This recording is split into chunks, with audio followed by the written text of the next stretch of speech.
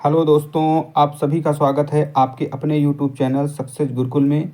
आज के वीडियो में हम आपको करने जा रहे हैं केमिस्ट्री से जुड़े हुए इम्पोर्टेंट वन लाइनर प्रश्नों को। इससे पहले हमने केमिस्ट्री का एक वीडियो पहले भी अपलोड किया था, जिसमें आवर्त सारणी तक के सभी टॉपिकों को हमने कवर कर दिया था। अब आज उसके आगे के टॉपिक यहाँ से शुरुआत करेंगे। अम्ल, क्षार एवं लवण, एसिड, बेस और सॉल्ट से संबंधित जो हैं प्रश्नों को करेंगे। ये सभी प्रश्न जो भी होंगे, ये सभी के सभी प्रश्न एनसीईआरटी सार संग्रह बुक से लिए गए हैं, जो कि आपके सभी परीक्षाओं के दृष्टि से देखा जाए तो इसके जो प्रश्नों का कलेक्शन है वो रामबाण साबित हो सकता है, क्योंकि इसके प्रश्न जो है सभी के सभी एग्जामों में पूछे जाते हैं, पहले भी पूछे गए हैं, आगे भी पूछे जाएंगे। ये सभी एग्जामों का जो बेस होता है ना, वो एनसीईआरटी ही होता है। तो एनसीईआरटी सार संग्रह से बहुत ज़्यादा प्रश्न पूछे जाते हैं सभी परीक्षाओं में। तो आप इस तरह के अगर वीडियो देखना चाहते हैं तो आपको सभी हमारे प्लेलिस्ट में जाकर फिजिक्स, केमिस्ट्री, बायो और अदर जीएस के जो है वीडियो मिल जाएंगे, जिसमें हमने एनसीईआरटी सार संग्रह बुक का जो है फुली रिवीजन करवा दिया है। एक एक वीडियो, दो दो वीडियो में जो है पूरा कंप्लीट चैप्टरों को रिवीजन करवा दिया है। तो आप उन वीडियो को जाकर देख सकते हैं और तैयारी को जो है अपने अच्छा बना सकते हैं। जैसे हाल फिलहाल में ग्रुप डी का एग्ज़ाम होने वाला है, तो उसके लिए ये काफ़ी इंपॉर्टेंट क्लास होगी। इसके अलावा भी अगर जहाँ भी एग्ज़ाम में साइंस पूछी जाती है, उन सभी के लिए ये वीडियो बहुत हेल्पफुल होने वाले हैं। तो आपने अगर हमारे सारे वीडियो नहीं देखे हैं तो उनको भी आप देख लीजिएगा। इससे आपका जो साइंस से संबंधित रिवीजन का जो टॉपिक है, तो सभी टॉपिकों को रिवाइज कर पा देंगे। तो आइए आज स्टार्ट करते हैं प्रश्नों को। फर्स्ट प्रश्न देखते हैं कि नींबू के खट्टा होने का क्या कारण होता है। नींबू का खट्टा होने का कारण होता है साइट्रिक अम्ल C6H8O7 की उपस्थिति है, इसके कारण नींबू खट्टा होता है। नेक्स्ट प्रश्न है कि वह जलीय विलयन जो लाल लिटमस को नीला कर देता है। वह जलीय विलयन जो लाल लिटमस को नीला कर देता है क्या कहलाता है। तो जलीय विलयन जो लाल लिटमस को नीला करता है वो करता है सोडियम कार्बोनेट। सोडियम कार्बोनेट का सूत्र होता है Na2CO3। Na2CO3 सोडियम कार्बोनेट का सूत्र है, और यह जो है जलीय विलयन में लाल लिटमस को नीला करने का कार्य करता है। फिर है कि कठोर शारीरिक परिश्रम के पश्चात थकान महसूस होने का कारण, जो जब कठोर परिश्रम करते हैं उसके पश्चात जो थकान महसूस होने का कारण होता है मांसपेशियों में, उसका कारण होता है लैक्टिक एसिड। मांसपेशियों में जो है लैक्टिक एसिड का जमा हो जाता है, संचय हो जाता है, जिस कारण से जो है थकान महसूस होती है। फिर नेक्स्ट प्रश्न है कि फोटोग्राफी में किस अम्ल का प्रयोग किया जाता है। इंपॉर्टेंट प्रश्न ये भी है कि फोटोग्राफी में अम्ल प्रयुक्त किया जाता है ऑक्जेलिक अम्ल, जिसका फार्मूला होता है C2H2O4। C2H2O4 जो है ऑक्जेलिक अम्ल का सूत्र होता है। नेक्स्ट आता है बेकिंग पाउडर। बेकिंग पाउडर का निर्माण किस अम्ल का प्रयोग किया जाता है। बेकिंग पाउडर के निर्माण में प्रयोग किया जाता है टार्टरिक अम्ल का। बेकिंग पाउडर के निर्माण में किस अम्ल का प्रयोग किया जाएगा। तो बेकिंग पाउडर के निर्माण में प्रयोग किया जाएगा टार्टरिक अम्ल। पेय सोडा। पेय सोडा की रासायनिक प्रकृति कैसी होती है।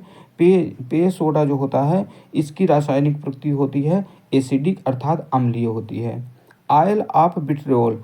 आयल ऑफ विट्रियोल किसे कहते हैं। आयल ऑफ विट्रियोल कहते हैं H2SO4। H2SO4 को, सल्फ्यूरिक अम्ल को जो है आयल ऑफ विट्रियोल कहा जाता है।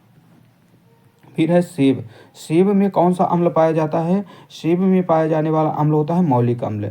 सेब में पाए जाने वाला अम्ल कौन होता है। मौलिक अम्ल C4H6O5। रसायन उद्योग, केमिकल इंडस्ट्री में कौन सा तेजाब के रूप में प्रयोग किया जाता है। तो रासायनिक उद्योग, केमिकल इंडस्ट्री में जो प्रयुक्त होने वाला अम्ल है वो सबसे ज़्यादा है सल्फ्यूरिक अम्ल। सल्फ्यूरिक एसिड जो होता है केमिकल इंडस्ट्री में बड़ी मात्रा में प्रयुक्त किया जाता है, जिसका फार्मूला होता है सल्फ्यूरिक एसिड का H2SO4। नेक्स्ट प्रश्न आते हैं कि विरंजक चूर्ण, ब्लीचिंग पाउडर का रासायनिक नाम कैल्शियम हाइपोक्लोराइट होता है। जो विरंजक चूर्ण ब्लीचिंग पाउडर है इसका रासायनिक नाम होता है कैल्शियम हाइपोक्लोराइड। इसका रासायनिक सूत्र होता है CaClO2। CaClO का होल ट्वाइस जो होता है ये होता है कैल्शियम हाइपोक्लोराइड का रासायनिक सूत्र। यह जल में पूर्णतः विलेय होता है। कैल्शियम हाइपोक्लोराइड कैसा है विरंजक चूर्ण, जल में पूर्ण रूप से विलेय होता है। नेक्स्ट प्रश्न देखते हैं नीला थोथा। नीला थोथा का क्या है। तो नीला थोथा कहा जाता है कॉपर सल्फेट को। कॉपर सल्फेट का सूत्र होता है CuSO4.5H2O। नीला थोथा का रासायनिक नाम होता है कॉपर सल्फेट और सूत्र होता है CuSO4.5H2O।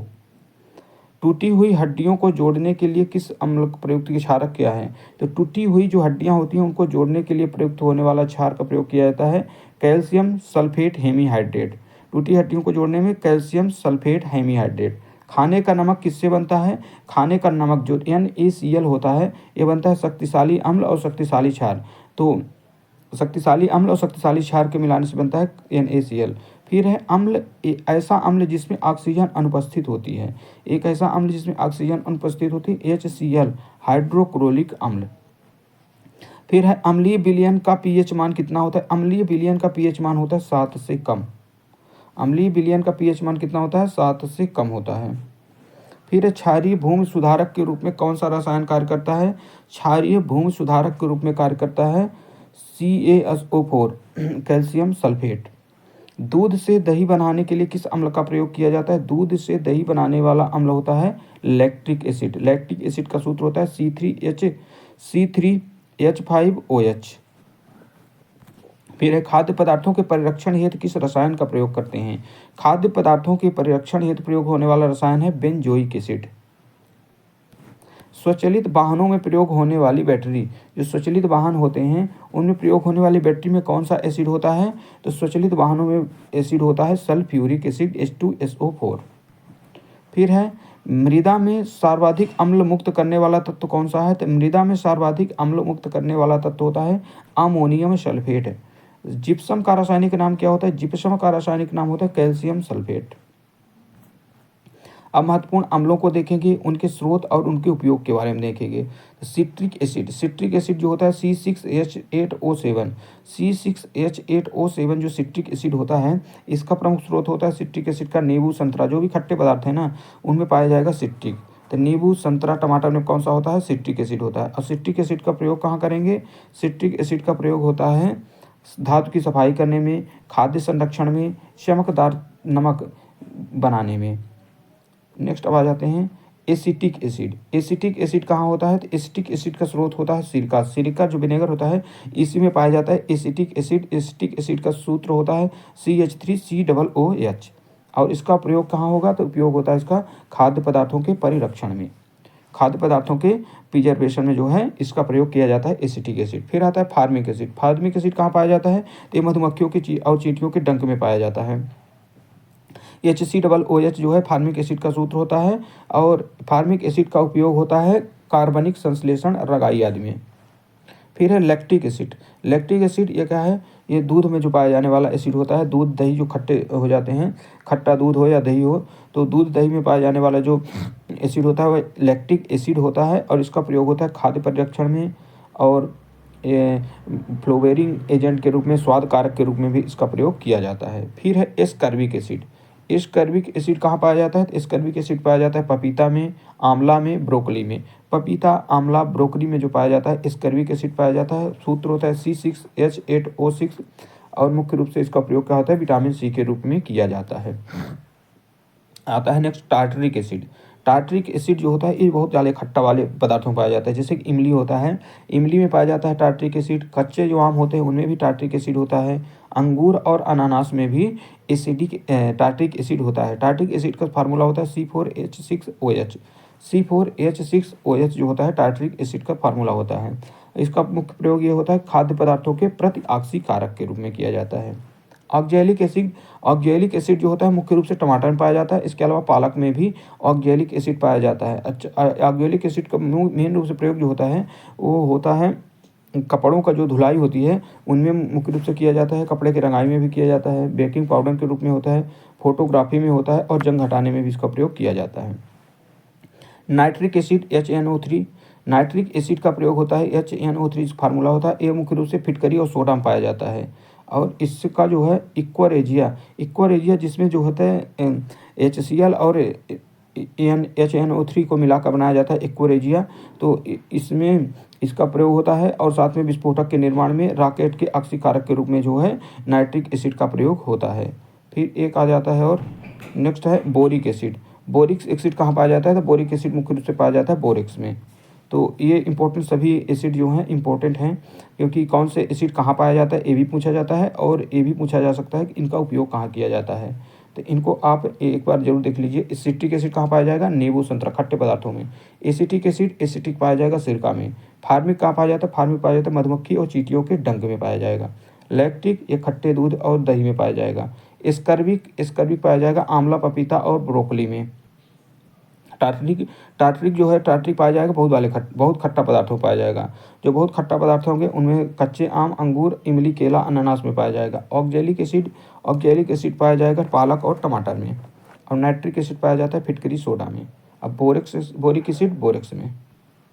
अब आते हैं नेक्स्ट क्वेश्चन है कि कृत्रिम वर्षा आर्टिफिशियल रेन कराने के लिए सिल्वर आयोडाइड का प्रयोग किया जाता है। तो ये क्वेश्चन पूछा जा सकता है कि कृत्रिम वर्षा का उपयोग कराने में कौन से रसायन का प्रयोग होता है? तो सिल्वर आयोडाइड का जो है प्रयोग AgL का प्रयोग किया जाता है कृत्रिम वर्षा में, आर्टिफिशियल रेन में। नेक्स्ट प्रश्न है कि कॉपर सल्फेट जलीय घोल अम्लीय क्यों होता है? कॉपर सल्फेट का जलीय घोल अम्लीय क्यों होता है? क्योंकि जल अपघटन के कारण जो है कॉपर सल्फेट अम्लीय हो जाता है। जल की कठोरता किन पदार्थों से दूर की जाती है? तो जल की कठोरता को दूर करने के लिए सोडियम कार्बोनेट, कैल्शियम हाइड्रोक्साइड के द्वारा जल की कठोरता को दूर किया जाता है। फिर है चींटी के काटने पर जलन क्यों महसूस होती है? चींटी के काटने पर जलन चींटी के द्वारा फार्मिक एसिड के स्त्राव के कारण। जब चींटी काटती है तो उसके डंक में क्या पाया जाता है? फार्मिक एसिड पाया जाता है। अब फार्मिक एसिड जब पहुंच जाता है शरीर में तो उसके कारण क्या है? जलन महसूस होती है।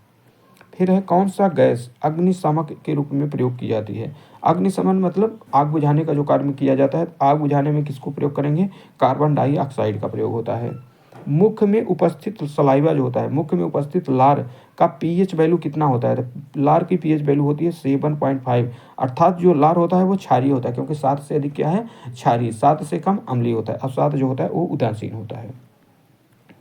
अम्ल नीले लिटमस पेपर को लाल करते हैं। अम्ल क्या करेंगे? लाल करेंगे। अम्ल में ला है तो अम्ल क्या कार्य करेंगे? लाल करने का कार्य करेंगे। नीले पेपर को लाल करेंगे। और क्षारक क्या करते हैं? लाल लिटमस पेपर को नीले कर देते हैं।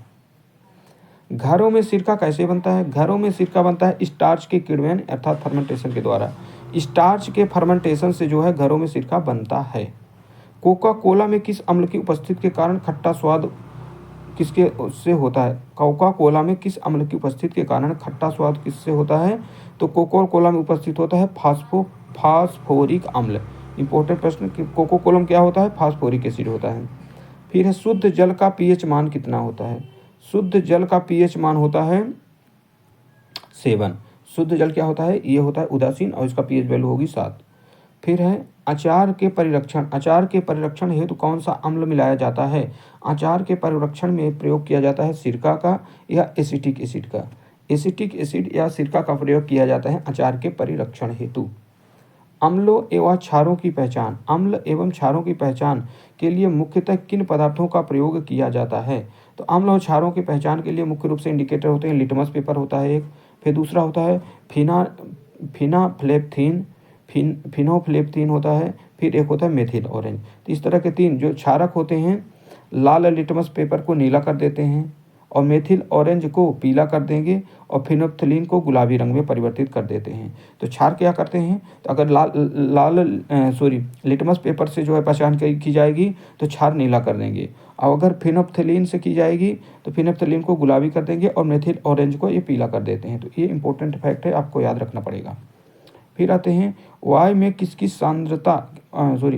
में किसके अधिक सांद्रण के कारण अम्ल वर्षा होती है? तो अम्ल वर्षा के लिए उत्तरदायी क्या? SO2 और NO2। SO2 और NO2 जो है सल्फर डाइऑक्साइड और नाइट्रोजन डाइऑक्साइड। सल्फर डाइऑक्साइड और नाइट्रोजन ऑक्साइड जो होते हैं ये मिलकर क्या है? अम्ल वर्षा करवाते हैं। फिर है मैग्नीशियम हाइड्रोक्साइड का जलीय क्या विलयन कहलाता है? मैग्नीशियम हाइड्रोक्साइड का जलीय विलयन कहलाता है मिल्क ऑफ मैग्नीशिया। किसके द्वारा पीएच को मापा गया था? पीएच को मापने का पहली बार कार्य किया सोरेनसन के द्वारा। इन्हीं को जो है पीएच मान का खोजकर्ता माना जाता है, सोरेनसन। गंध सूचकों जो अल्फेंट्री इंडिकेटर्स को मुख्यतः प्याज व वनीला का प्रयोग किया जाता है। तो गंध सूचक के रूप में किसका प्रयोग किया जाएगा? प्याज का और वनीला का। अब आते हैं अगले प्रश्न की ओर। तो अगला प्रश्न है कि प्रमुख जो लवण है और उनके उपयोग के बारे में देखते हैं। सोडियम क्लोराइड क्या है? यह NaCl साधारण नमक का रासायनिक नाम है। सोडियम क्लोराइड का उपयोग क्या होता है? तो इसको भोजन के निर्माण में हम प्रयोग करते हैं, अचार के परिरक्षण में होता है, अत्यधिक ठंडी वाले देशों में जमी हुई बर्फ को पिघलाने में भी जो है NaCl का प्रयोग किया जाता है। सोडियम हाइड्रोक्साइड, सोडियम हाइड्रोक्साइड क्या होता है? ये कास्टिंग सोडा होता है, जिसका सोडियम हाइड्रोक्साइड का फार्मूला होता है NaOH, और इसका उपयोग इसमें किया जाएगा साबुन और कागज, साबुन निर्माण में मेन रूप से प्रयोग किया जाता है। इंपोर्टेंट याद रखिएगा कि सोडियम हाइड्रोक्साइड का प्रयोग कहाँ होगा? साबुन के निर्माण में होगा, अपमार्जक के निर्माण में भी होगा, पेट्रोलियम शोधन में और कपड़ा निर्माण में जो है उद्योग में किया जाता है सोडियम हाइड्रोक्साइड का प्रयोग। फिर आते हैं सोडियम हाइड्रोक्साइड के बाद कैल्शियम हाइड्रोक्साइड। कैल्शियम हाइड्रोक्साइड क्या है? यह चूने का पानी है, जिसका फार्मूला होता है CaOH का होल ट्वाइस। CaOH का होल ट्वाइस होता है क्या? Calcium hydroxide. फिर इसका उपयोग होगा, कैल्शियम हाइड्रोक्साइड का उपयोग चमड़ा उद्योग में, अम्लीय मृदा और जल एवं गंदे नालों को साफ करने में जो है किया जाएगा। फिर आता है सोडियम कार्बोनेट। सोडियम कार्बोनेट क्या है? यह धावन सोडा होता है। तो धावन सोडा का सूत्र होता है Na2CO3। सोडियम कार्बोनेट का प्रयोग कांच, कागज में, साबुन व ईंट के निर्माण में, उद्योग में, आर्द्र अभिकर्ता बेट एजेंट के रूप में जो है इसका प्रयोग किया जाता है। Sodium bicarbonate, sodium bicarbonate NaHCO3 जो होता है बेकिंग सोडा, इसका प्रयोग अग्निशमन में, भोजन निर्माण में और खमीर बनाने में इसका प्रयोग किया जाता है। विरंजक चूर्ण, विरंजक चूर्ण का प्रयोग कहाँ से होता है? तो विरंजक चूर्ण का प्रयोग होता है स्विमिंग पूल की सफाई करने में। विरंजक चूर्ण जो होता है इसको ब्लीचिंग पाउडर भी कहते हैं। तो ब्लीचिंग पाउडर का रासायनिक नाम है विरंजक चूर्ण, जिसका सूत्र होता है CaOCl का होल ट्वाइस। तो ये होता है पेयजल के कीटाणुओं में और ब्लीचिंग एजेंट के रूप में जो है विरंजक चूर्ण का प्रयोग किया जाता है। फिर है कैल्शियम सल्फेट हाइमीहाइड्रेट। कैल्शियम सल्फेट हाइमीहाइड्रेट, इसका फार्मूला होता है CaSO4.12H2O, जिसका नाम होता है प्लास्टर ऑफ पेरिस। तो इसका प्लास्टर ऑफ पेरिस का प्रयोग होता है मुख्य रूप से टूटी हुई हड्डियों को जोड़ने में, गृह निर्माण की सतह को चिकना बनाने में और खिलौनों के निर्माण में। तो इसका प्रयोग तो आप जानते होंगे, टूटी हड्डियों को जो प्लास्टर लगता है तो इसका प्रयोग किया जाता है प्लास्टर ऑफ पेरिस का। इसके अलावा घरों को चिकना करने में इसका प्रयोग होता है और खिलौने के निर्माण में भी जो होता है इसका प्रयोग किया जाता है प्लास्टर ऑफ पेरिस का। एक बार फिर से देख लेते हैं। सोडियम क्लोराइड, सोडियम क्लोराइड क्या है? NaCl होता है। इसका प्रयोग मुख्य रूप से भोजन बनाने में, अचार के परिरक्षण में और ठंडी देश जहाँ बर्फ को पिघलाने में भी इसका प्रयोग किया जाता है। Sodium hydroxide NaOH, casting soda. Casting soda का प्रयोग कहाँ होगा? तो होगा साबुन निर्माण में मेन रूप से होगा, कागज अपमार्जक के निर्माण में होगा और पेट्रोलियम शोधन में इसका प्रयोग किया जाएगा। फिर है कैल्शियम हाइड्रोक्साइड। कैल्शियम हाइड्रोक्साइड यह चूने का पानी होता है, जिसका सूत्र होता है CaOH का होल ट्वाइस। तो ये होते हैं चमड़ा उद्योग में, अम्लीय मृदा और जल एवं गंदे नालों को साफ सफाई करने काम में जो है कैल्शियम हाइड्रोक्साइड का प्रयोग होगा। सोडियम कार्बोनेट, सोडियम कार्बोनेट का प्रयोग कांच, कागज, साबुन एवं ईंट के निर्माण में जो है इसका प्रयोग किया जाएगा। इसको जो है आर्द्र अभिकर्ता के रूप में प्रयोग किया जाता है। सोडियम बाइकार्बोनेट, सोडियम बाइकार्बोनेट का सूत्र होता है NaOHCO3। ये बेकिंग सोडा होता है। तो बेकिंग सोडा जो है अग्निशमन में, भोजन निर्माण में और खमीर बनाने में सोडियम बाइकार्बोनेट बेकिंग सोडा का प्रयोग होता है। फिर है ब्लीचिंग पाउडर। ब्लीचिंग पाउडर का रासायनिक नाम है विरंजक चूर्ण। विरंजक चूर्ण का सूत्र होता है CaOCl2। और फिर है कैल्शियम सल्फेट हाइमीहाइड्रेट, ये प्लास्टर ऑफ पेरिस का रासायनिक नाम होता है। तो प्लास्टर ऑफ पेरिस का रासायनिक जो सूत्र होता है वो होता है CaSO4.12H2O। तो ये सभी आप याद रखिए। अब आते हैं नेक्स्ट प्रश्न की ओर। स्वर्णकारों के द्वारा आभूषण निर्माण की प्रक्रिया में निर्मित एक्वारेजियो, जिसको अम्लराज भी कहते हैं, किन रसायनों का मिश्रण होता है? एक्वारेजियो में हमने अभी बताया है कि नाइट्रिक अम्ल और HCl, नाइट्रिक अम्ल HNO3 और HCl हाइड्रोक्लोरिक एसिड का जो है मिश्रण किया जाता है। फिर लिटमस किससे प्राप्त किया जाता है? लिटमस को कहाँ से प्राप्त करते हैं? तो लिटमस प्राप्त होता है लाइकेन के पौधे से। जो लाइकेन क्या होते हैं? कवक और शैवाल के जो है सहसंबंध से होने वाले पौधे हैं। तो लाइकेन से प्राप्त किया जाता है लिटमस। शुद्ध जल में उपस्थित हाइड्रोजन आयन H+ का सांद्रण का मान कितना होता है? तो शुद्ध जल में उपस्थित हाइड्रोजन आयन के सांद्रण का मान होता है 10⁻⁷। फिर है एक अज्ञात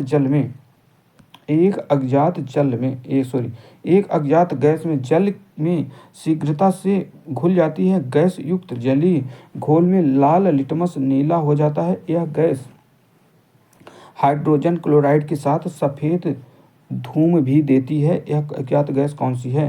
तो एक अज्ञात गैस जो जल में शीघ्रता से घुल जाती है और गैस युक्त जलीय घोल में लाल लिटमस को नीला हो जाता है।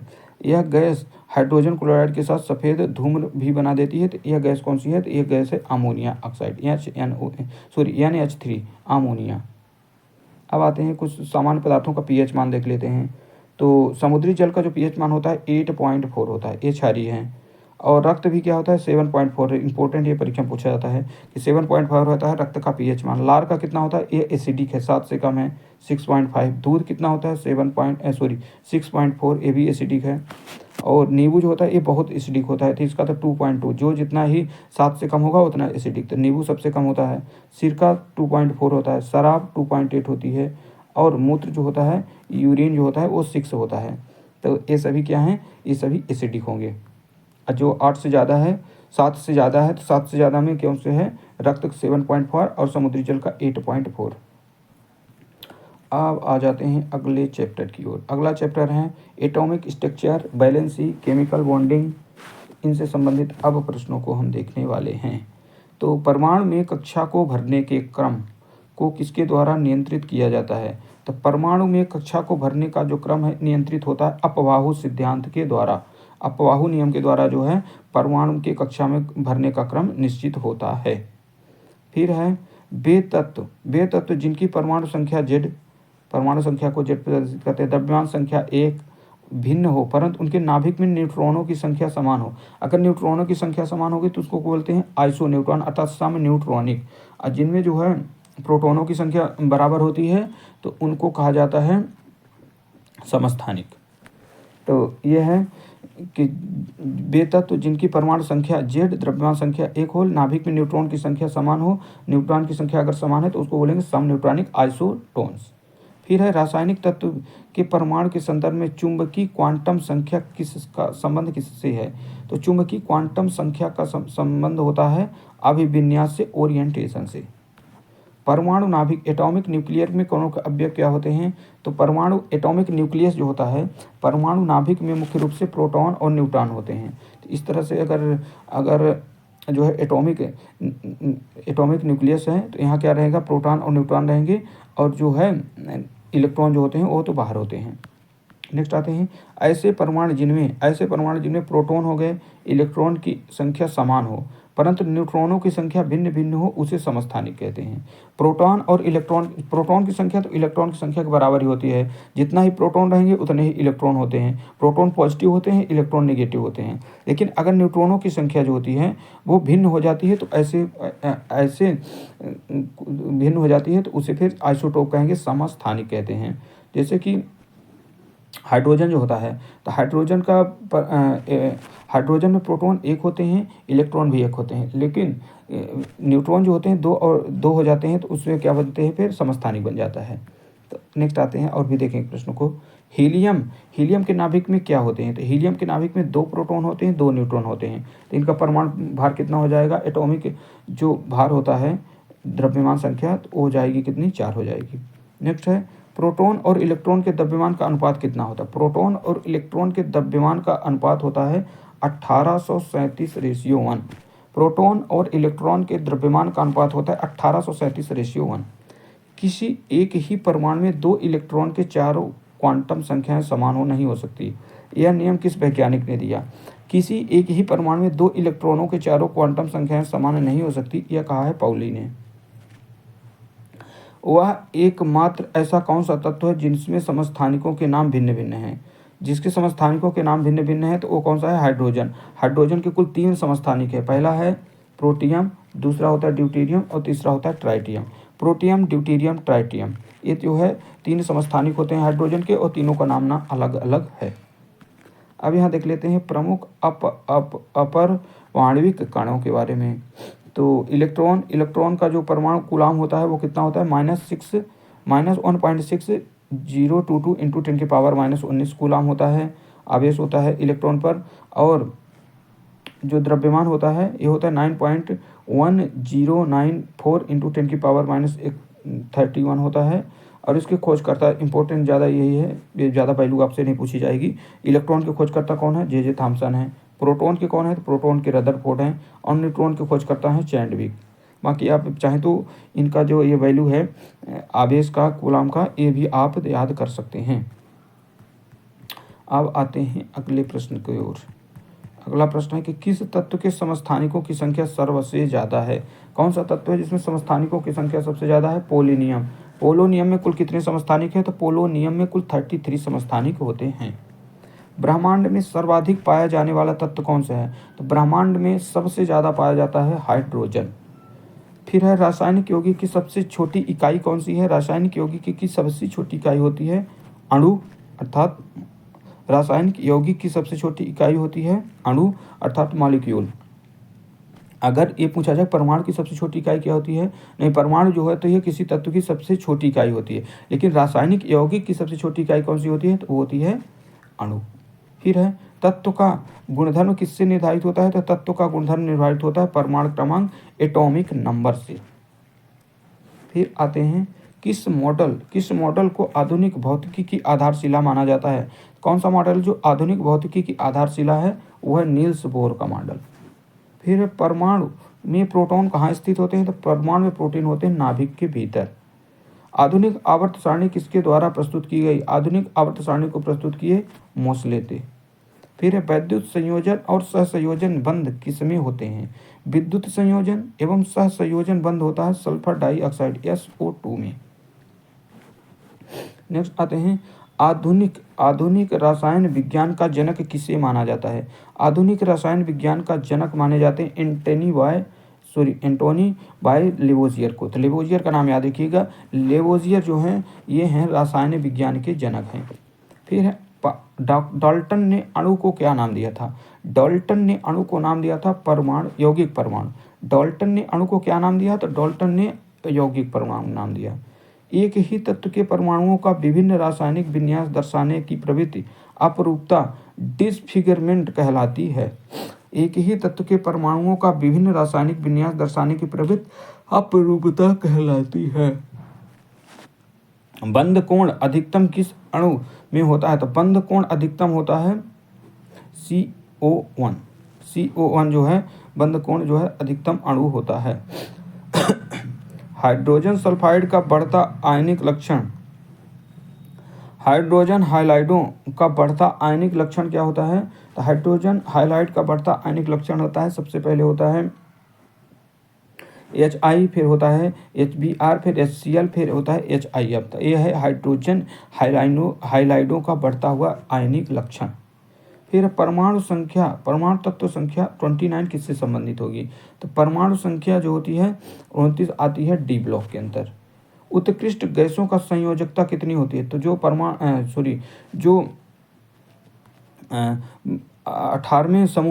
18वां जो समूह होता है उसकी जो उत्कृष्ट गैसों पाई जाती हैं वहाँ, और उस उत्कृष्ट गैसों की जो संयोजकता होती है वो सभी की शून्य होती है। तो 18वें ग्रुप की जो संयोजकता होगी वो सभी की शून्य होगी, और 18वें ग्रुप में कौन पाए जाते हैं? उत्कृष्ट गैसें। फिर है ऑक्सीडेशन, ऑक्सीकरण की प्रक्रिया में ऑक्सीकृत तत्व को संयोजकता पर क्या प्रभाव पड़ता है? ऑक्सीकरण की प्रक्रिया में ऑक्सीकृत तत्व की संयोजकता पर ऑक्सीकरण की प्रक्रिया में संयोजकता बढ़ती जाती है। न्यूट्रिनो किस प्रकार का कण है? तो न्यूट्रिनो जो होता है यह एक अस्थायी कण होता है। न्यूट्रिनो किस प्रकार का कण है? तो न्यूट्रिनो एक प्रकार अस्थायी कण होता है। अब आइए हम देख लेते हैं यहाँ सेल, सब सेल और ऑर्बिट से संबंधित इलेक्ट्रॉनों की कुल संख्या कितनी होती है। तो जो पहला सेल होता है जिसको हम KLMNOP में बांट देते हैं, तो पहला सेल कौन सा होता है? तो K होता है, जिसमें क्या होता है? सिर्फ एक उपकोष होता है, और ये इसमें कक्षक में एक होता है। इलेक्ट्रॉनों की संख्या इसमें कितनी होती है? 2 होती है। जो एल कोष होता है, एल कोष में जो होता है दूसरे नंबर पर, तो इसमें जो होता है S और P 2 उपकोष होते हैं, और इसमें कक्षक होते हैं कुल 4, और इसमें इलेक्ट्रॉनों की संख्या कितनी हो जाती है? 2 से 8, 2, 8, 18, 32 ऐसे करके जो है ये बढ़ता है। एम कोष में कितने होते हैं? तो एम कोष के उपकोष होते हैं 3 SPD, और एम कोष में कक्षक कितने हो जाते हैं? 1, 3 + 5 = 9 हो जाते हैं, और इसमें इलेक्ट्रॉनों की संख्या होती है 18। तो आप सिर्फ ये याद रखिए कि इलेक्ट्रॉनों की संख्या किस में कितनी हो रही है। एन में कितने हो जाते हैं, तो एन में हो जाते हैं 32, ओ में कितने हो जाते हैं, तो ओ में हो जाते हैं 50, और पी में जो होता है 72 हो जाते हैं, क्यू में हो जाते हैं 49। तो इसके लिए आप एक फार्मूला याद रखिए, उससे 2n² होता है। तो 2n² से जो है इलेक्ट्रॉनों की संख्या याद कीजिए। जैसे कि दूसरे नंबर का निकालना है आपको, तो 2n² की जगह में n की जगह में आप 2 रख दीजिए तो 8 आ जाएगा। 2 दूनी 4, 4 का स्क्वायर करेंगे, 2 का स्क्वायर करेंगे 4, और 4 दूनी 8 हो जाएगा। तो इस तरह से क्या है, n की वैल्यू को जो है 2n² में रख देने पर पूरा वैल्यू आ जाएगी किसकी, इलेक्ट्रॉनों की संख्या। अब आ जाते हैं, और ऑर्बिट की संख्या जो होगी उसकी हाफ होगी। अब आते हैं सबसे मजबूत जो बंध होता है, सबसे मजबूत बंध कौन सा होता है। सबसे ज़्यादा मजबूत बंध होता है एकल बंध, जो अकेला होता है वो सबसे ज़्यादा मजबूत होता है। बोर का परमाणु मॉडल किस नियम के विपरीत है। बोर का परमाणु मॉडल है प्लांक के विपरीत, सिद्धांत के विपरीत है। प्लांक सिद्धांत के विपरीत कार्य करता है बोर का परमाणु मॉडल।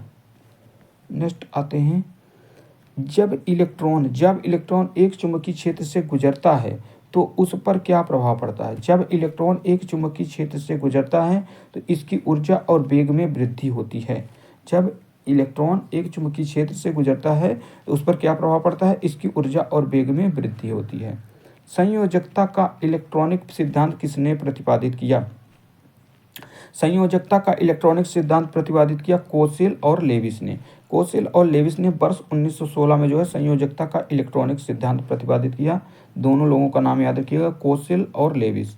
कोसेल और लेविस जो हैं इन्होंने संयोजकता का इलेक्ट्रॉनिक सिद्धांत दिया है। किस तत्व का परमाणु भार किसके बराबर होता है। किसी तत्व का परमाणु भार जो होता है उसके तुल्यांकी भार इंटू संयोजकता, तुल्यांकी भार इंटू संयोजकता जो होती है वो परमाणु भार के बराबर होती है। फिर है किसी बंध से युक्त यौगिक किसी बंध से युक्त यौगिक समवायता प्रदर्शित कर सकते हैं। तो किसी बंध से युक्त यौगिक समवायता प्रदर्शित करते हैं सहसंयोजी यौगिक और उपसहसंयोजी यौगिक। वे परमाणु जिनकी द्रव्यमान संख्या ए समान परंतु परमाणु संख्या z भिन्न होती है समभारिक आइसोबार कहलाते हैं। उदाहरण के लिए आर्गन जो होता है, आर्गन का और पोटेशियम, तो आर्गन और पोटेशियम में जो होता है इनमें परमाणु संख्या भिन्न होती है लेकिन द्रव्यमान संख्या बराबर होती है। तो आर्गन की भी परमाणु संख्या 18 है लेकिन परमाणु भार जो होता है इनका 40 है, और पोटेशियम का भी परमाणु भार कितना है, 40 है। जबकि इनके जो है द्रव्यमान संख्या आर्गन की 18 है और पोटेशियम की 19 है। तो द्रव्यमान संख्या भिन्न है लेकिन जो द्रव्यमान संख्या है वो समान है और परमाणु संख्या भिन्न है। ऐसे जो तत्व होते हैं उनको समभारिक कहा जाता है, क्योंकि भार समान है इसलिए समभारिक। अब आते हैं सहसंयोजक बंधों का निर्माण कैसे होता है। सहसंयोजक बंधों का निर्माण होता है इलेक्ट्रॉनों के परस्पर साझेदारी से। इलेक्ट्रॉनों की परस्पर साझेदारी करने से क्या होता है, सहसंयोजक बंध बनता है। सहसंयोजक यौगिकों को अणु आपस में किस बल से बंधे होते हैं। सहसंयोजक यौगिकों के अणु आपस में बंधे होते हैं वाडर वॉल बल से। वह कौन सा तत्व है जिसके अणु में सहसंयोजक बंध होते हुए वह है विद्युत का सुचालक। वह कौन सा तत्व है जिसके अणु सहसंयोजक बंध से बंधे होते हैं और वह विद्युत का सुचालक है, तो वो है ग्रेफाइट। ग्रेफाइट जो होता है विद्युत का सुचालक भी होता है और कार्बन का जो कि एक अपरूप है, और यह सहसंयोजक बंध भी है। फिर आते हैं धात्विक ठोसों में। धात्विक जो ठोस होते हैं परमाणुओं के मध्य कौन सा बंध पाया जाता है। तो धात्विक ठोसों में परमाणुओं के मध्य कौन सा बंध पाया जाता है, धात्विक बंध। धात्विक ठोसों में पाया जाएगा मेटेलिक बॉन्ड अर्थात धात्विक बंध। फिर है H2O2O3Cl2। H2O2O3Cl2 आदि किस प्रकार का सहसंयोजक बंध बनाते हैं, तो अध्रुवीय बंध नॉन पोलर बॉन्ड बनाते हैं। H2O2O3Cl2 आदि किस प्रकार के सहसंयोजक बंध बनाते हैं, तो अध्रुवीय बंध नॉन पोलर बॉन्ड बनाते हैं। फिर है परमाणु की संरचना का आधुनिक विचार किसने दिया। परमाणु की संरचना का आधुनिक विचार दिया एर्विन सोंडिगर ने। एर्विन सोंडिगर के द्वारा जो है परमाणु संरचना का आधुनिक विचार प्रस्तुत किया गया है 1926 में। नेक्स्ट प्रश्न आता है, किसी कोष की क्रम संख्या क्या व्यक्त करती है? किसी भी कोष की जो क्रम संख्या होती है वह व्यक्त करती है उस कोष में उपकोषों की संख्या। किसी कोष की क्रम संख्या जो बताती है उस कोष में उपकोषों की संख्या को बताती है। अबेगाडो संख्या जो है किसके ने ज्ञात की थी? तो अबेगाडो संख्या को ज्ञात किया जोसेफ लॉस्मिट ने। जोसेफ लॉस्मिट के द्वारा जो है अबेगाडो संख्या ज्ञात की गई। इनका नाम भी याद रखिएगा। फिर है सोडियम क्लोराइड। सोडियम क्लोराइड में कौन सा बंध होता है? सोडियम क्लोराइड में होता है इलेक्ट्रॉनिक कनेक्टिव बॉन्ड, अर्थात विद्युत संयोजी बंध। विद्युत संयोजी बंध होता है किसमें? सोडियम क्लोराइड में। किसी तत्व की परमाणु संख्या वस्तुतः क्या है? तो किसी तत्व की परमाणु संख्या उसके नाभिक में उपस्थित प्रोटॉनों की संख्या। किसी तत्व की परमाणु संख्या क्या है? तो उसके नाभिक में उपस्थित प्रोटॉनों की संख्या है। संयोजी कोष और संयोजी इलेक्ट्रॉन। प्रत्येक परमाणु का 72वां कोष उसका संयोजी कोष है एवं उस कोष में उपस्थित इलेक्ट्रॉन संयोजी इलेक्ट्रॉन कहलाते हैं। तो प्रत्येक परमाणु का 72वां कोष उसका क्या होता है? संयोजी कोष होता है, बैलेंस सेल होता है, एवं उस कोष में उपस्थित इलेक्ट्रॉन जो होते हैं वो संयोजी इलेक्ट्रॉन कहलाते हैं। पदार्थ की नवीनतम खोज की अवस्था क्या है? तो पदार्थ की जो नवीनतम खोज की गई, ठोस, द्रव, गैस, प्लाज्मा के बाद पांचवी कौन सी आ गई? तो वो आ गई बोस-आइंस्टीन। तो बोस-आइंस्टीन संघनन जो है पदार्थ की 5वीं नंबर की अवस्था है। इससे पहले 4 खो चुकी थी, ठोस, द्रव, गैस और प्लाज्मा। लोहे में जंग किस कारण से लगता है? लोहे में जंग लगता है ऑक्सीकरण के कारण। रेडॉक्स अपक्रिया क्या है? रेडॉक्स अपक्रिया होती है ऑक्सीकरण व अपचयन की संयुक्त क्रियाएं, जिसमें ऑक्सीकरण और अपचयन दोनों क्रियाएं शामिल हो जाएं, उस क्रिया को कहा जाता है रेडॉक्स अपक्रिया। किसी बंध में किस बंध की बंध ऊर्जा, बॉन्ड ऊर्जा अधिकतम होती है? तो बॉन्ड ऊर्जा सबसे ज़्यादा होती है किसमें? आयनिक बॉन्ड में। आयनिक बॉन्ड में जो होती है सबसे अधिकतम ऊर्जा होती है। फिर है 20 न्यूट्रॉन और 18 इलेक्ट्रॉन वाला कण कौन सा होता है? तो अगर इलेक्ट्रॉन की संख्या 18 है तो प्रोटॉन की संख्या भी 18 ही होगी और जो परमाणु संख्या होगी वो भी 18 होगी। तो 18 परमाणु क्रमांक वाला कौन सा है? तो वो है आर्गन। आर्गन की जो है परमाणु संख्या 18 होती है, तो आर्गन हो जाएगा और इसका जो परमाणु भार हो जाएगा वो तो हो जाएगा, न्यूट्रॉन है तो 20 जोड़ देंगे तो 18 और 20 मिलके 38 हो जाएगा। तो परमाणु भार 20 हो जाएगा और परमाणु संख्या 18 हो जाएगी। फिर है परमाणु रिएक्टरों में प्रयुक्त होने वाला यूरेनियम का परमाणु आइसोटोप कौन सा है? परमाणु रिएक्टर में जो प्रयुक्त होने वाला आइसोटोप है, तो परमाणु रिएक्टरों में प्रयुक्त होने वाला यूरेनियम का आइसोटोप होता है यूरेनियम 235। फिर इलेक्ट्रॉन का एंटी पार्टिकल होता है, इलेक्ट्रॉन का एंटी पार्टिकल होता है पॉजिट्रॉन। पॉजिट्रॉन की खोज एंडरसन ने की थी।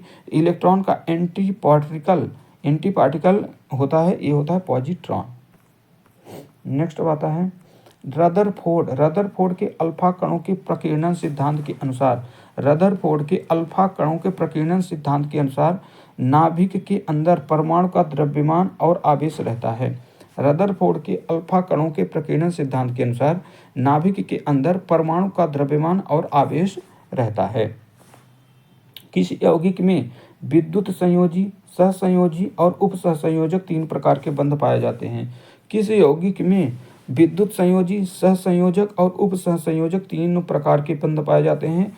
अमोनियम क्लोराइड, अमोनियम ब्रोमाइड, तो अमोनियम क्लोराइड और अमोनियम ब्रोमाइड में। कोष, उपकोष एवं कक्षक। कोष, उपकोष एवं कक्षक इलेक्ट्रॉन जिन वृत्ताकार पथ में चक्कर लगाते हैं उन्हें कोष या कक्षा कहते हैं। प्रत्येक कोष एवं एक अथवा अधिक उपकोषों में विभाजित होती है। SPDF अक्षरों से प्रदर्शित किया जाता है। ऐसा त्रिविमीय क्षेत्र जिसमें इलेक्ट्रॉन पाए जाने की प्रायिकता सर्वाधिक होती है कक्षक कहलाते हैं। तो इलेक्ट्रॉन जिन वृत्ताकार पथ में चक्कर लगाते हैं उन्हें कोष या कक्षा कहते हैं। प्रत्येक कोष अथवा अधिक उपकोषों में विभाजित होती है जिसे SPDF अक्षरों से प्रदर्शित किया जाता है। ऐसा त्रिविमीय क्षेत्र है जिसमें इलेक्ट्रॉन पाए जाने की प्रायिकता सबसे अधिक होती है, उन्हें कक्षक कहलाते हैं। अब आते हैं नेक्स्ट चैप्टर अब मिसलेनियस होने वाला है। मिसलेनियम अर्थात इसमें जो है सभी चैप्टरों के मिक्स क्वेश्चन मिलेंगे। तो मिसलेनियस चैप्टर भी आपके लिए इंपॉर्टेंट है क्योंकि यहाँ से मिसलेनियस से भी ज़्यादा क्वेश्चन पूछे जाते हैं परीक्षा में।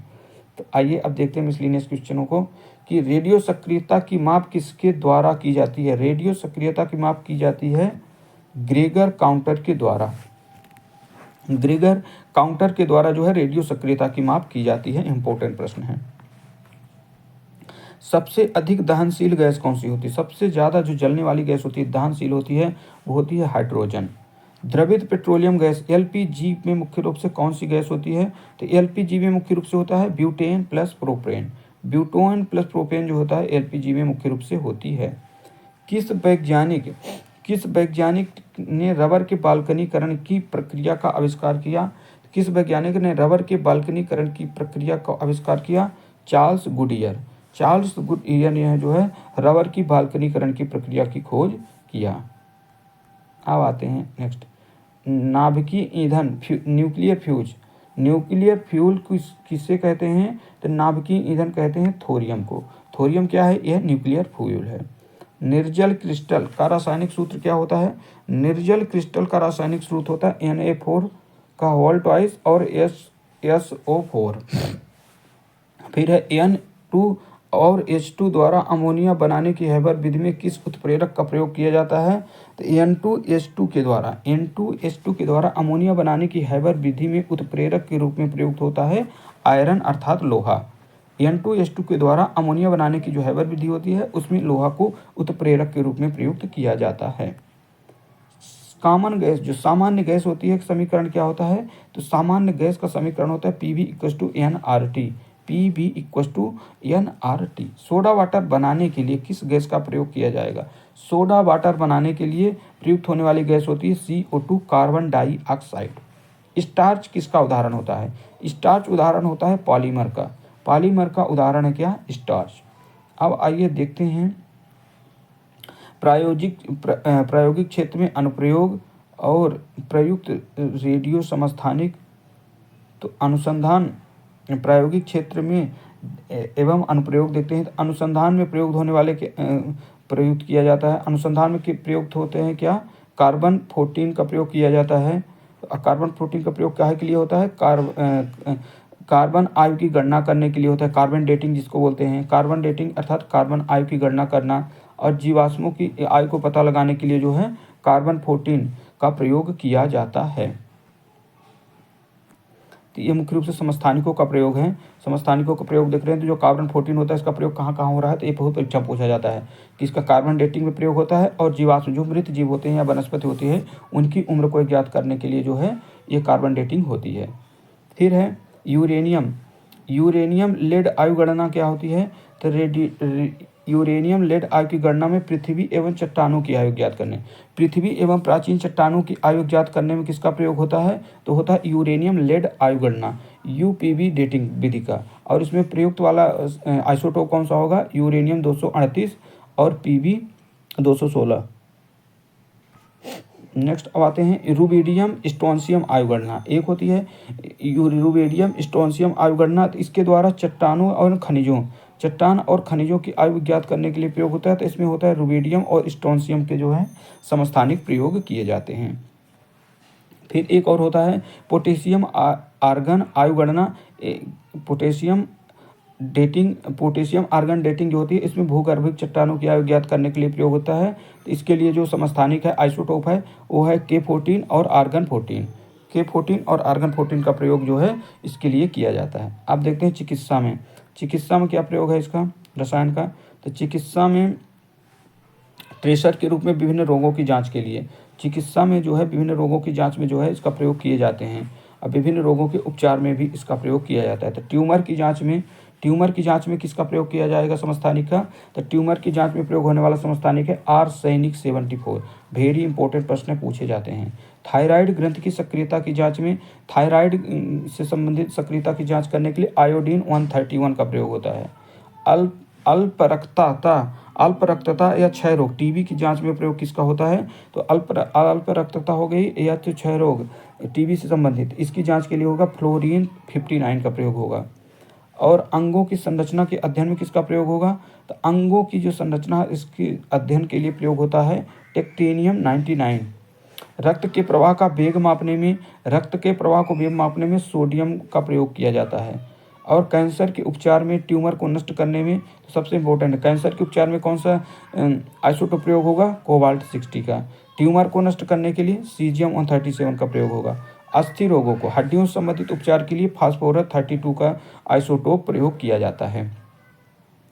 तो एक बार आप फिर से इनको देखते हैं क्योंकि ये बहुत इंपॉर्टेंट है, परीक्षा में पूछा ही जाएगा। ट्यूमर की जांच में कौन सा आइसोटोप होगा, आर्सेनिक 74। थायराइड की सक्रियता की जांच करने में आयोडीन 131। अल्प रक्तता क्षय रोग टीबी की जांच में फ्लोरीन 59 का। अंगों की संरचना के अध्ययन में टेक्टोनियम 99m। और रक्त के प्रवाह का वेग मापने में रक्त प्रवाह का वेग मापने में होगा सोडियम का प्रयोग। कैंसर के उपचार और ट्यूमर को नष्ट करने में कोबाल्ट 60 और सीजियम 137 का प्रयोग होगा।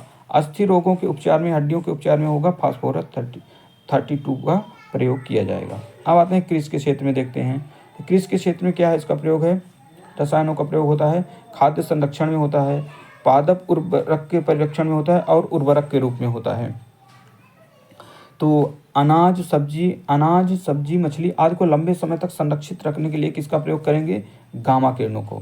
ये क्वेश्चन पूछा जा सकता है कि अनाज सब्जी मछली आदि को लंबे समय तक संरक्षित करने के लिए किस किरणों का प्रयोग होगा, गामा किरणों का।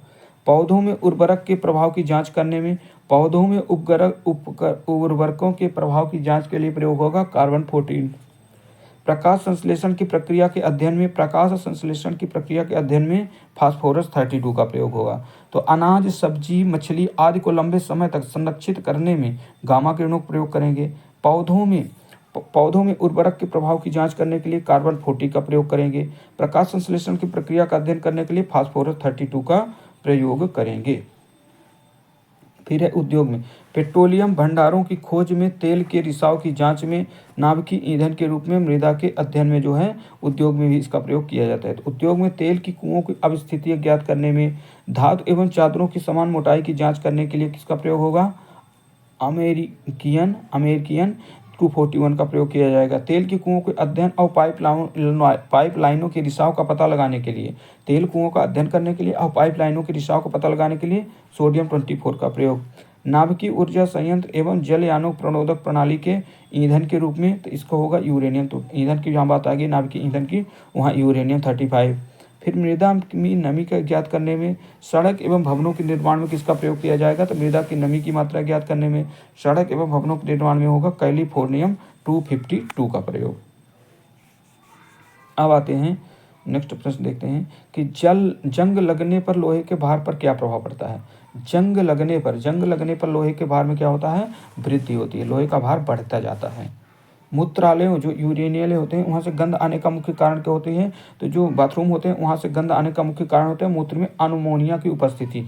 अमोनिया की उपस्थिति के कारण जो है मूत्रालयों से गंध आती है।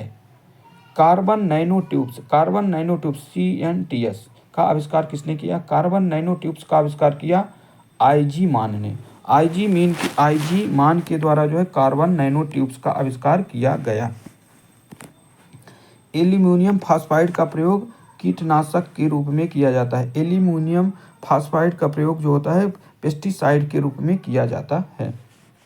भारत में जल विलवणीकरण संयंत्र वाटर डिसैलिनेशन प्लांट कहाँ स्थित है, तो भारत में विलवणीकरण संयंत्र स्थित है लक्षद्वीप में। धूम्र पर्दे स्मोक सर्टेन्स जिनका प्रयोग युद्ध में छिपने एवं शत्रु को धोखा देने के लिए किया जाता है। धूम्र पर्दे का प्रयोग ये किस पदार्थ के बने होते हैं, तो धूम्र पर्दे जो स्मोक सर्टेन होते हैं ये बने होते हैं टाइटेनियम ऑक्साइड के। फिर है फिलोस्फर बोल अर्थात यसद पुष्प किसे कहते हैं, तो फिलोस्फर फूल कहा जाता है जिंक ऑक्साइड को। रेशम किसका उदाहरण है, रेशम जो होता है ये नेचुरल पॉलीमर है, प्राकृतिक बहुलक का उदाहरण हो। रेशम जो होता है किसका उदाहरण है, ये प्राकृतिक बहुलक नेचुरल पॉलीमर का उदाहरण है। द्रवित ऑक्सीजन द्रवित ऑक्सीजन और द्रवित हाइड्रोजन को औद्योगिक स्तर पर प्राप्त करने के लिए प्रयुक्त प्रौद्योगिकी का नाम क्या है, क्रायोजेनिक्स। द्रवित ऑक्सीजन द्रवित हाइड्रोजन को औद्योगिक स्तर पर प्राप्त करने के लिए जो प्रयुक्त टेक्नोलॉजी होती है उसे क्रायोजेनिक्स कहते हैं। क्रायोजेनिक्स का प्रयोग कहाँ होता है, मुख्य रूप से जो इसरो के द्वारा इसरो के द्वारा जो निर्माण किए जा रहे हैं वहाँ क्रायोजेनिक्स का प्रयोग बहुत मात्रा में होता है। पदार्थ की वह अवस्था की वह अवस्था जिसकी निश्चित आकृति और आयतन होता है क्या कहलाती है? पदार्थ की वह अवस्था जिसकी निश्चित आकृति होगी और आयतन भी होगा तो वो कौन सा होता है? वो है ठोस। फिर है potassium nitrate KNO3 potassium nitrate का प्रयोग मुख्यतः किस पदार्थ के निर्माण में होता है? पोटेशियम नाइट्रेट का प्रयोग मुख्य रूप से उर्वरक के निर्माण में किया जाता है। नेक्स्ट आता है सूर्य का निर्माण मुख्यतः किन तत्व से हुआ है? तो सूर्य के निर्माण में मुख्य रूप से सबसे ज़्यादा तत्व विद्यमान है, वो है हाइड्रोजन। साबुन बनाने में किस पदार्थ का प्रयोग हुआ है? साबुन बनाने में प्रयोग होने वाला पदार्थ है वनस्पतिक तेल। गोबर गैस डंज गैस मुख्य किसका घटक है? तो गोबर गैस मुख्य रूप से घटक होता है मीथेन CH4। फिर सिलिकेट जिसको सिलिका ऑफ मैग्नीशियम के रूप में जाना जाता है, प्रचुर मात्रा में पृथ्वी के किस भाग में पाया जाता है? भूपर्वतीय क्रस्ट। सिलिकेट जिसको सिलिका ऑफ मैग्नीशियम के रूप में जाना जाता है, प्रचुर मात्रा में पृथ्वी के किस भाग में पाया जाता है? भूपर्वतीय। पृथ्वी के वायुमंडल में कौन सी गैस पर्याप्त मात्रा में पाई जाती है? नाइट्रोजन। पृथ्वी के वायुमंडल में कौन सी गैस पाई जाती है? नाइट्रोजन। हरा कशिश ग्रीन विट्रियोल किसका रासायनिक नाम है? फेरस सल्फेट का। फेरस सल्फेट हरा कशिश जो है तो किसका रासायनिक नाम होता है? फेरस सल्फेट हरा कशिश का। फिर है वह गुण जिसके कारण एक ही तत्व के कई रूपों में पाया जाता है, उसको क्या कहते हैं? तो उसको एलोट्रोप कहा जाता है। एक ही तत्व कई रूप होते हैं तो उसको अपरूपता या एलोट्रोप कहा जाता है। फिर है चार्ल्स का नियम पदार्थ के किन गुणों के मध्य संबंधों को व्यक्त करता है? चार्ल्स का नियम आयतन और दाब के मध्य जो है संबंधों को व्यक्त करने का कार्य करता है। CNG का पूर्ण रूप होता है कंप्रेस्ड नेचुरल गैस जो है CNG का पूर्ण रूप होता है। परमाणु रिएक्टर न्यूक्लियर रिएक्टर का निर्माण सर्वप्रथम किसने किया? परमाणु रिएक्टर का निर्माण सबसे पहले किया एनरिको फर्मी ने। रेडियो सक्रियता की खोज किसने की थी? रेडियो सक्रियता की खोज की थी हेनरी बेकुरल ने वर्ष 1896 में। रेडियो सक्रियता की खोज किसने की? हेनरी बेकुरल ने की। और कब की? 1896 में। तो सन ज़्यादा इंपॉर्टेंट नहीं है, लेकिन किसने खोज की ये बहुत इंपॉर्टेंट है। हेनरी बेकुलर ने रेडियो सक्रियता की खोज की। परमाणु रिएक्टर का निर्माण सर्वप्रथम किसने किया? तो परमाणु रिएक्टर का किया एनरिको फर्मी ने। अब आते हैं कुछ महत्वपूर्ण बहुलक के बारे में देखते हैं, सम इम्पोर्टेंट पॉलीमरों के बारे में। तो पहला पॉलीमर है नायलॉन 6 जो होता है इसका उपयोग रेशम, प्लास्टिक और टायर, रस्सी आदि बनाने में किया जाता है। नायलॉन 66 जो होता है, नायलॉन 66 से ब्रश बनते हैं, पैरासूट, रस्सी, दरी आदि संश्लेषित रेशे बनाए जाते हैं। बैकेलाइट ये बहुत इंपॉर्टेंट बहुलक है। बैकेलाइट का प्रयोग जो होता है किया जाता है गियर में, सुरक्षा परत, विद्युत उपकरण बनाने में, सुरक्षा परत बनाने में, गियर बनाने में जो है बैकेलाइट का उपयोग किया जाता है। फिर है बैकेलाइट के अलावा आता है मेलामाइन फार्मेल्डिहाइड यह भी एक पॉलीमर बहुलक होता है। प्लास्टिक के रेसिन और बर्तन बनाने में इसका मुख्य रूप से उपयोग किया जाता है। फिर है पॉलीएक्रिलोनाइट्राइल जो होता है ये संश्लेषित रेसी और संश्लेषित ऊन बनाने में प्रयोग होता है। स्टाइरीन ब्यूटाडाइन रबर मुख्य रूप से ऑटोमोबाइल, टायर और चप्पल बनाने में उपयोगी है।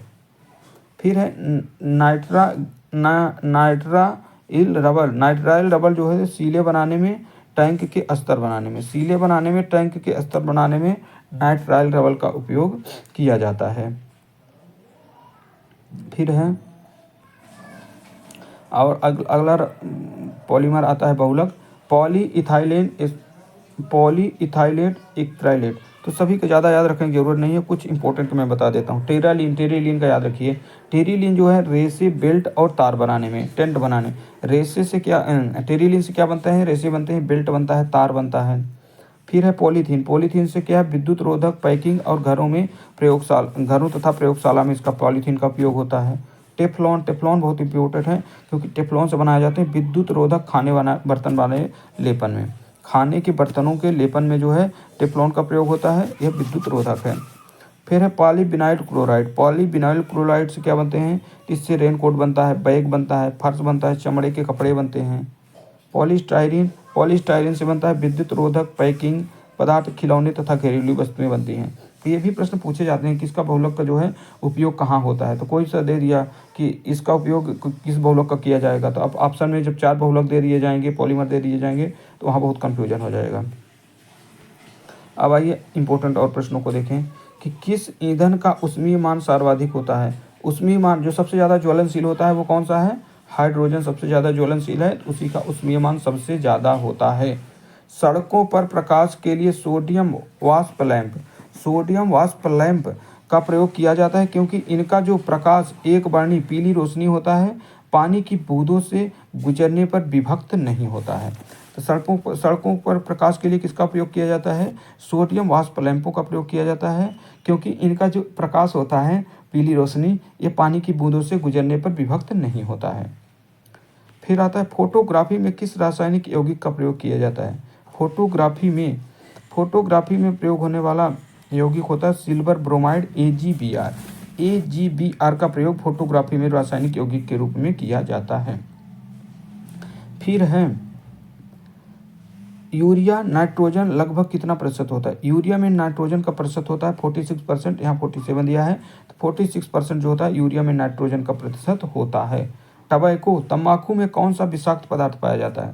तंबाकू जो होता है, तंबाकू में पाया जाता है विषाक्त पदार्थ, उसको बोलते हैं निकोटीन।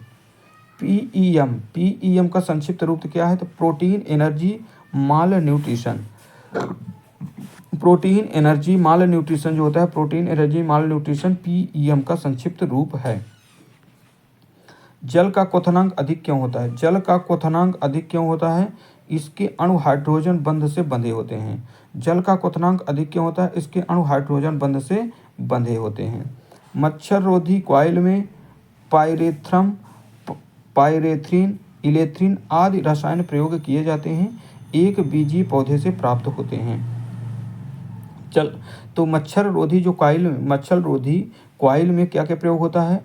पायरेथ्रम होता है, पायरेथ्रिन होता है, एलिथ्रिन होता है, आदि रसायन प्रयुक्त किए जाते हैं, एक बीजी पौधे से ये प्राप्त होते हैं। फिर है अग्निशमन यंत्र,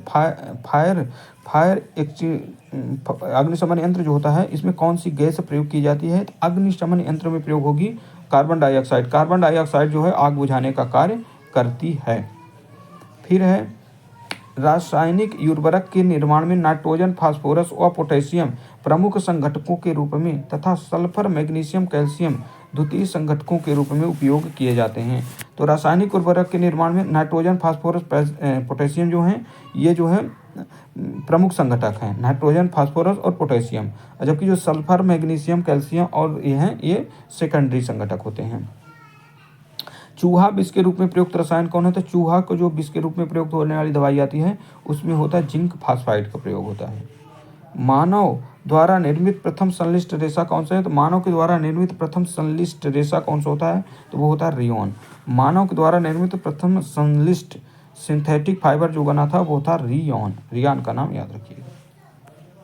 अब आते हैं अगला प्रश्न। सीमेंट मुख्यतः किसका मिश्रण होता है? सीमेंट में किसका मिश्रण है? तो कैल्शियम सिलिकेट और एल्यूमिनेटों का। तो कैल्शियम के सिलिकेट और एल्यूमिनेटों का मिश्रण होता है क्या? सीमेंट। यूरिया उर्वरक के उत्पादन के लिए कार्बन डाइऑक्साइड का प्रयोग किया जाता है। यूरिया उर्वरक में उत्पादन के लिए कार्बन डाइऑक्साइड का प्रयोग होता है।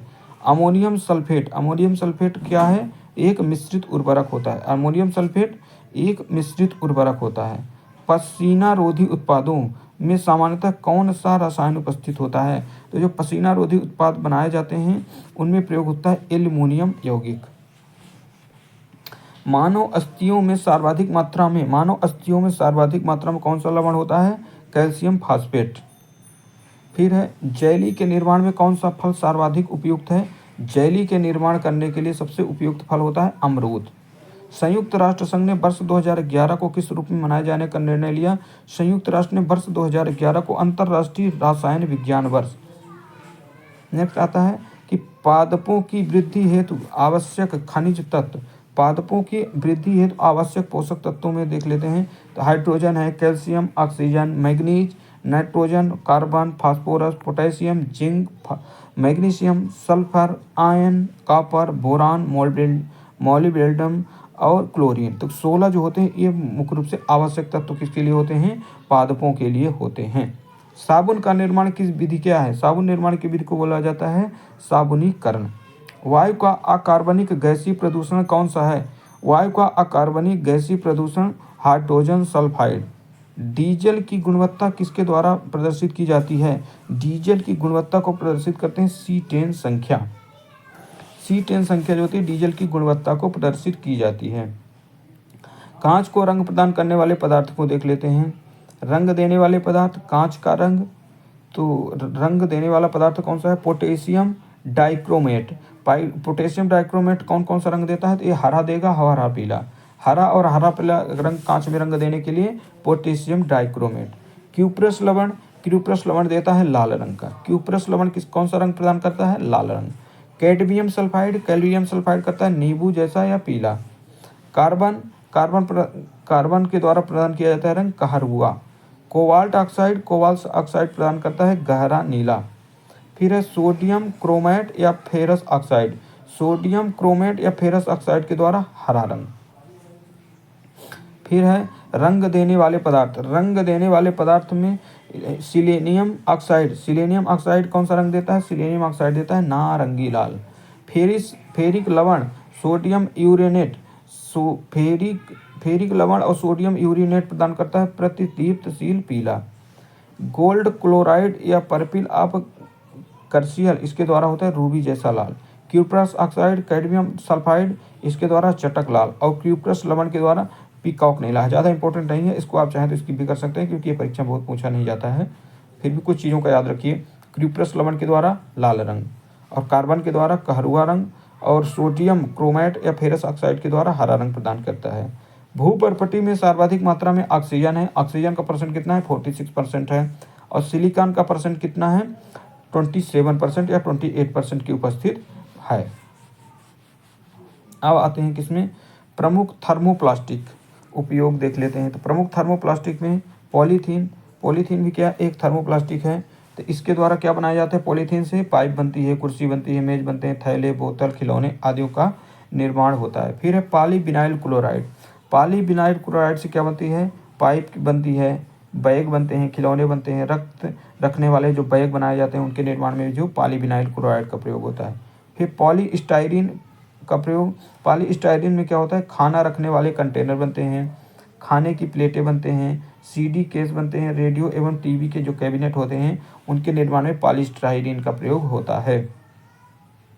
ल्यूसाइट एक्रिलिक ग्लास से क्या बनता है? तो कांच के स्थान पर प्रयोग कॉन्टैक्ट लेंस के निर्माण में प्रयोग किया जाता है। टेफ्लॉन से क्या बनता है? तो टेफ्लॉन से नॉन स्टिक बर्तनों में, गैस्केट आदि के निर्माण में, तो नॉन स्टिक बर्तनों के निर्माण में टेफ्लॉन का उपयोग होता है। द्रवीकृत पेट्रोलियम गैस LPG का उपयोग किस रूप में किया जाता है? LPG का उपयोग होता है खाना पकाने में, वाहन के ईंधन के रूप में, पोटेशियम ब्रोमाइड KBr पदार्थ और शांतिकारक औषधि के रूप में प्रयोग किया जाता है पोटेशियम ब्रोमाइड। घरेलू गैसों में सिलेंडरों में गैस के रिसाव का पता लगाने के लिए कौन सा पदार्थ मिलाया जाता है? तो घरेलू गैसों के सिलेंडरों में जो रिसाव से है इसका पता लगाने के लिए जो उसमें गंध आती है वो आती है किसके कारण? एथिल मर्केप्टेन के द्वारा। एथिल मर्केप्टेन के कारण जो है जो घरेलू गैस होती है उसमें गंध आती है। फिर है कौन सा ईंधन जो सबसे कम पर्यावरण प्रदूषण करता है? सबसे कम पर्यावरण प्रदूषण करता है वो है हाइड्रोजन। किसका प्रयोग नोदक, प्रोपेलर या रॉकेटों के ईंधन के रूप में किया जाता है? तो प्रोपेलर या रॉकेटों में ईंधन के रूप में होता है द्रव हाइड्रोजन, द्रव ऑक्सीजन। द्रव हाइड्रोजन, द्रव ऑक्सीजन का प्रयोग किया जाता है। बायोगैस को किस अन्य नाम से जाना जाता है? बायोगैस को अन्य नाम जाना जाता है गोबर गैस से। फिर है पारा, मरकरी धातु सामान्य ताप पर द्रव अवस्था में होती है। मरकरी जो होती है धातु सामान्य ताप पर द्रव अवस्था में होती है। किस वैज्ञानिक को गोबर गैस का आविष्कार किया? गोबर गैस प्रणाली का आविष्कार किया CB देसाई ने। CB देसाई के द्वारा गोबर गैस प्रणाली का आविष्कार किया था। जेट्रोफा नामक वनस्पति किस ईंधन का निर्माण है? बायोडीजल। जेट्रोफा नामक वनस्पति से किस ईंधन का निर्माण किया जाता है? बायोडीजल का। क्लोरीनन क्या है? तो क्लोरीनन है संदूषक जल में क्लोराइड को थोड़ी मात्रा में मिलाना। संदूषित जल में क्लोराइड की थोड़ी मात्रा में मिलाना क्या है? क्लोरीनन है। आवश्यक तेलों में कौन सा पदार्थ मिलाया जाता है? आवश्यक तेलों एसेंशियल ऑयल के लिए मिलाया जाता है। आंसर यहाँ पर छिप गया है। आइए हम नेक्स्ट प्रश्न देखते हैं। ऑक्टेन संख्या के लिए किस यौगिक का मान न्यूनतम होता है? ऑक्टेन संख्या के लिए यौगिक का मान न्यूनतम होता है एन हेप्टेन। मिट्टी के तेल के क्वथनांक के लिए 150 डिग्री सेल्सियस से 300 डिग्री सेल्सियस ताप परिसर द्वारा दर्शाया जाता है। धातु की शुद्धता का निर्धारण किसकी सहायता से किया जाता है? धातु की शुद्धता का निर्धारण होता है आर्किमिडीज के सिद्धांत के द्वारा। संक्षारण किस प्रकार की अभिक्रिया है? तो संक्षारण जो होती है इसमें रेडॉक्स अभिक्रिया होती है। संक्षारण अर्थात जो जंग लगने की प्रक्रिया होती है। वह कौन सा कार्बनिक यौगिक है जिसे तांबे के तार पर में गर्म करने पर रंग की लौ निकलती है? वह कौन सा कार्बनिक यौगिक है जिसे तांबे के तार पर में गर्म करने पर रंग की लौ निकलती है? क्लोरोबेंजीन। किसी परमाणु के लिए प्लम पुडिंग मॉडल किसके द्वारा प्रस्तुत किया गया? प्लम पुडिंग मॉडल को प्रस्तुत किया था रदरफोर्ड ने। सीमेंट को शीघ्र जमने से बचाने के लिए उसमें मिलाया जाता है, सीमेंट जल्दी जमे ना इसके लिए मिलाया जाता है जिप्सम। सबसे प्रभावी पीड़ानाशी कौन सा है? सबसे प्रभावी पीड़ानाशी होता है आर्गेनोफॉस्फेट। दर्द निवारक मरहम आयोडेक्स में किस रसायन की गंध आती है? तो दर्द निवारक मरहम आयोडेक्स में किस रसायन की गंध आती है? Methyl salicylate. साबुन का उपयोग किस प्रकार के जल में करना चाहिए? साबुन का उपयोग किया जाता है सॉल्ट वाटर में, मृदु जल में। ओजोन परत का क्षरण क्लोरोफ्लोरोकार्बन गैस के कारण हो रहा है। ओजोन परत का क्षरण क्लोरोफ्लोरोकार्बन के कारण CFC गैस के कारण हो रहा है। सीमेंट फैक्ट्री में कार्य करने वाले मजदूरों में सामान्यतः कौन सी बीमारी होती है? सीमेंट फैक्ट्री में कार्य करने वाले मजदूरों में सामान्यतः होता है साइटोसिलिकोसिस। किस उत्पाद को साबुन रहित सॉपलेस सॉप कहा जाता है? तो वो उत्पाद है अपमार्जक डिटर्जेंट। फिर है रेलवे पटरियों को जोड़ने में प्रयुक्त होने वाली अभिक्रिया कौन से अवकारक शामिल है? रेलवे पटरियों को जोड़ने के लिए प्रयुक्त होने वाली अभिक्रिया है एल्यूमिनियम।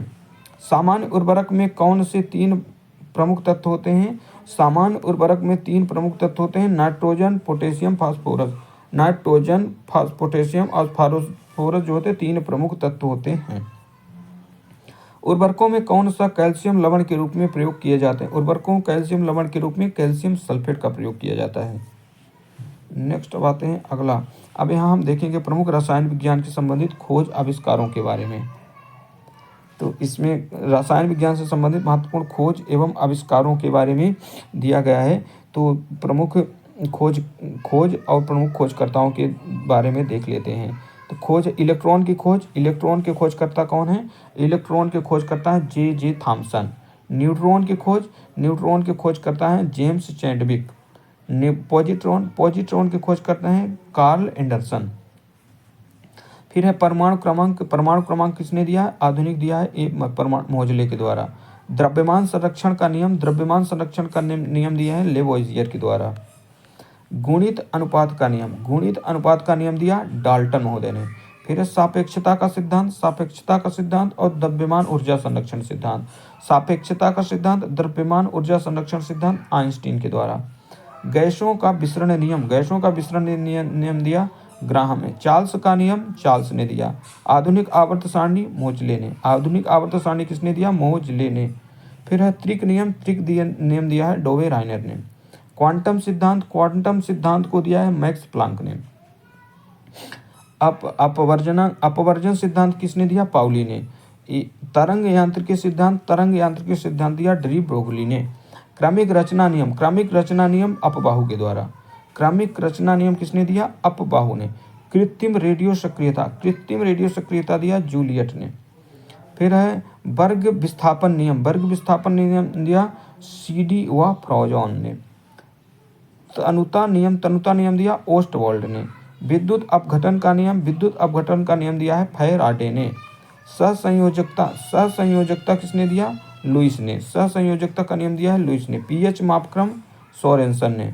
आवर्त सारणी के जनक हैं, खोजकर्ता हैं मेंडलीव। अष्टक नियम दिए हैं न्यूलैंड्स के द्वारा। परमाणु सिद्धांत दिया है जॉन डाल्टन ने। बोर सिद्धांत नील बोर्स के द्वारा। अधिकतम बाहुलता का सिद्धांत हुंड्स ने। अनिश्चितता नियम हाइजेनबर्ग ने। अनिश्चितता का नियम हाइजेनबर्ग के द्वारा। क्लोरीन के खोजकर्ता सीले हैं। चलिए एक बार फिर से इन सभी को देखते हैं। इंपॉर्टेंट यहाँ से प्रश्न पूछा ही जाता है, पूछा ही जाएगा। इलेक्ट्रॉन के जे थॉम्सन। न्यूट्रॉन के चैडविक। पॉजिट्रॉन के एंडरसन। परमाणु क्रमांक मोजले। द्रव्यमान संरक्षण नियम लोवेजियर। और गुणित अनुपात नियम डाल्टन ने। फिर है सापेक्षता का सिद्धांत और द्रव्यमान ऊर्जा संबंध आइंस्टीन ने। गैसों का विसरण नियम ग्राहम ने। चार्ल्स का नियम चार्ल्स ने। आधुनिक आवर्त सारणी मोजले ने। त्रिक नियम दिया ड्रॉबे राइनर ने। क्वांटम सिद्धांत दिया मैक्स प्लांक ने। अपवर्जन सिद्धांत दिया पाउली ने। तरंग यांत्रिकी सिद्धांत डी ब्रोगली। क्रमिक रचना नियम अपबाहु। कृत्रिम रेडियो सक्रियता जूलियट ने। वर्ग विस्थापन नियम सी.डी. फ्रोजन ने। तनुता नियम किसने दिया है? ओस्टवॉल्ड ने। विद्युत अपघटन का नियम फैराडे ने। सहसंयोजकता लुईस ने। पीएच मापक्रम सोरेनसन ने। आधुनिक आवर्त सारणी दिया डिमिट्री मेंडलीफ ने। और फिर है अष्टक नियम दिए न्यूलैंड्स के द्वारा। परमाणु सिद्धांत दिए हैं जॉन डाल्टन ने। बोर सिद्धांत नील्स बोर ने। अधिकतम बाहुलता सिद्धांत हुंड्स ने। अनिश्चितता नियम हाइजेनबर्ग ने। और क्लोरीन की खोजकर्ता सीले ने। अब आते हैं और भी तत्वों के बारे में और भी आविष्कारों के बारे में देखेंगे। रेडियो सक्रियता के खोजकर्ता हेनरी बेकुरल। समस्थानिक के खोजकर्ता सॉडी ने। भारी जल के खोजकर्ता यूरे। हीलियम के खोजकर्ता लोकेयर।